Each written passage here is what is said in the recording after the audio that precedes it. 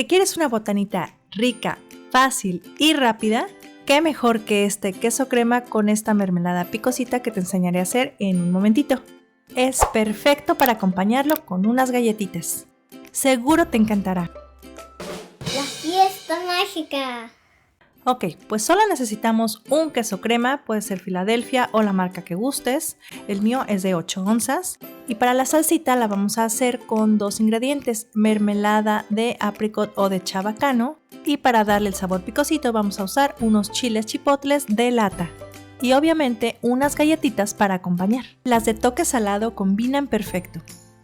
Muy bien, pues vamos a mezclar 1/3 de taza de la mermelada de chabacano con aproximadamente 3 chilitos, que son los que yo tengo aquí.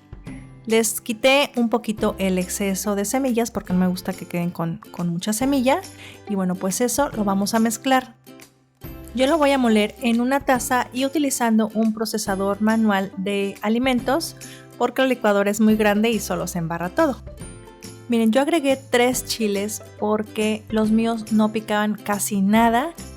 Yo lo que les recomiendo es que antes de moler sus chiles los prueben y vean si están muy intensos de sabor o muy picosos y entonces vayan agregando de uno en uno conforme les vaya haciendo falta hasta que tome el sabor que a ustedes les guste. Además de moler los chiles, también pueden agregarle el caldito que viene en la lata, que es el puro juguito, el puro sabor, y también le va a dar más intensidad a su salsa. Lo importante es que ustedes la prueben y la dejen a su gusto. Miren qué rica quedó.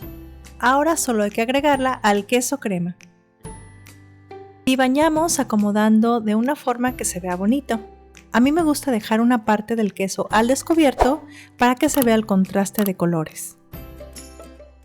Le acomodamos sus galletitas alrededor y ahora sí estamos listos para probarlo. Miren, ya nada más tomamos tantito del queso, de la mermelada y a la galletita.